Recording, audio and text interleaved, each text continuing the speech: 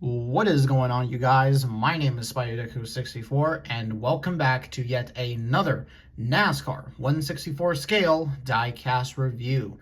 And here today, we're going to be having a look at another 2025 NASCAR diecast release, and this is one that I've been kind of putting off for a little while now, just because this came in a whole other shipment of other cars and stuff like that, and there are some cars that I prioritized first, and then some of the ones I just focused on later. So here today, folks, we're going to be having a look at here today at Ross Chastain's #1 Trackhouse Chevrolet that he ran at the Bowman Gray Clash. So with that being said, let's just go ahead and get into the review. So as of course you can see, here is a quick look at the packaging. Nothing too special here. It's just the standard, the standard, I guess, it's the standard, the standard box for 2025 now. See there, 25, Ross Chastain down there. #1 Trackhouse. Yep, same old stuff. And here is a look at the diecast itself. So like I said before, Ross Chastain ran this at the 2025 Bowman Gray Clash at the, Bowman Gray Clash, the Cookout Clash. And I know a lot of fans are going to be probably thinking, by looking at this car, what's kind of the deal? Or why does this car look kind of like a test car? Now, to kind of sort of explain the story here, as of course, even before the race, we kind of knew that the Clash was going to be at Bowman Gray. But we didn't kind of know that it was going to get another sponsor, Cookout. And so we were all thinking, oh yeah, it's just the Busch Light Clash, right? But we were wrong. Cookout became the sponsor, and essentially kind of Trackhouse, since they were going to run the Busch Light colors that weekend, they took the opportunity to basically essentially show off their new rebrand. Essentially, Trackhouse Racing went from a small rebrand. It's really subtle. Well, not subtle. I mean, of course, obviously you can see here. This is essentially their new colors. Of course, yellow, neon yellow, blue, and basically this camo pattern, of course, as you can see.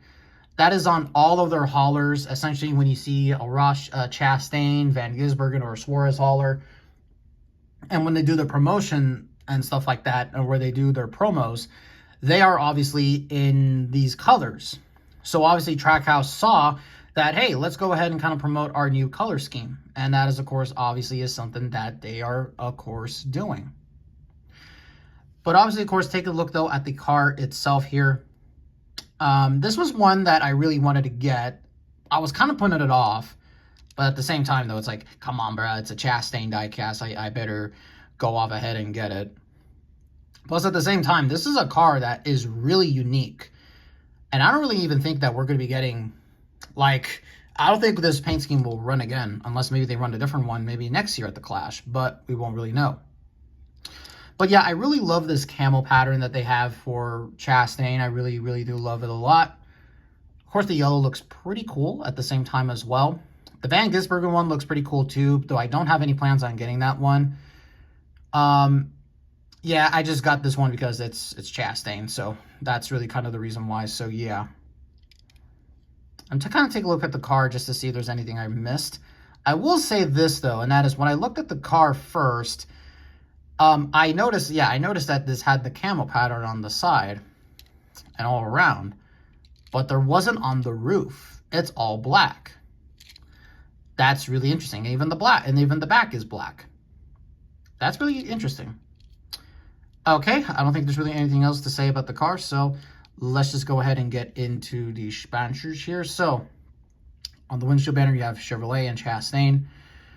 On the hood, you got Trackhouse right there, looking pretty good. Of course, you got the camo pattern all around. Here's the Chevrolet front nose, #1, ZL1. The Trackhouse logo right there. Of course, you got this all black splitter. Get Goodyear, the Goodyear gunmetal gray rims. NASCAR Cup Series #1. You got the Trackhouse logo on the side here. I love that trim with the blue. I think it would have looked cooler if it was a chrome trim, that I will say. Then, of course, you have the gas cap, Jockey, Moose, Kubota, Wendy's, Siemens, Chevrolet, Ross Chastain. Now, there is supposed to be a Busch Light logo on the side here. However, I have to imagine that this car will, I'm not saying it will, but it probably most likely could maybe possibly will end up in a NASCAR Authentics wave, and they can just release this car and be like, there you go. Which makes sense because they can't really do much with Chastain with the Busch Light colors and stuff like that. But yeah, so of course, obviously, I do want to also just say that we'll talk about that here in a minute, but I will say this. Ross Chastain has won in all these sponsors. Jockey for Coke 600, Moose, Talladega, and then he did the Hellmelon, Kubota, Kansas last season. Which, oh, by the way, hey, that review is still pretty low on viewership. Let's go ahead and get that review up. Let's boost up the numbers. Now, this is one of the weird things that some teams have adopted that I don't like. You have a Trackhouse logo here on the A-pillar. I do not like the look of that. That just looks so... It looks just so strange. I'd rather they would have put this logo here. It would have looked cooler, in my opinion. That would have looked a whole lot better. But now teams are trying to experiment by putting the logos on the A-pillar, and I just don't think that looks good. Anyways, we got number 1, Trackhouse, Chastain. Trackhouse down here. Trackhouse, number 1, Chevrolet, Quaker State, ZL1. You got the rivet detail on the side there, and then, of course, you have the same stuff on the other side, as per usual. And, of course, here is the underneath look of the car if you wanted to see that. Another thing I will note here is that you do have these shark fins, the tall ones, which I kind of thought that the Castroneves one was a super speedway one, but nope, this one has it too. That's weird. Okay, I might have to get some more 2025 cars to see if that's a thing that says on all the cars or what. I don't really understand it. But that's going to do it for this review, guys. So I do want to go ahead and just say that there are some reviews that I still have planned out. And I also do want to go ahead and also say that that the next... I'll put the car down here for a minute. So these are some of the next batch reviews that I have planned out. Oh, yeah, this is a new one I got. The Zilich KOL car. I love the look of this one. But we'll put the WeatherTech one off to the side here. So we'll put that there.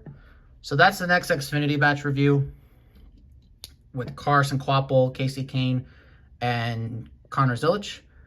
And I still got the damn truck series video planned out. I need the Butterbean truck and another Lane Riggs truck. It's been a bitch to try to find that Butterbean #1 truck. I know, what's his name? Angel on Angel Pladia on the Discord server. That fool already has that from Trioval Collectibles. I missed my chance. Ugh. But anyways, though, getting back to this review. Overall, a really cool looking car. I really do dig it. Now, this is not going to be the last Chastain review. There are 3 other cars that I have planned to buy once they're out. I do plan to get the Busch Apple car, that Tootsie's car that he ran at Texas, of course, the Coke 600 race win, and any other race wins depending on what happens, and probably the regular Busch Light scheme, but I'll just have to see. But anyways, guys, that's going to do it for this review. I hope all of you enjoyed it. Hopefully this will do good in the view count. We'll see. But thank you all so much for watching, and I will catch all of you in the next video.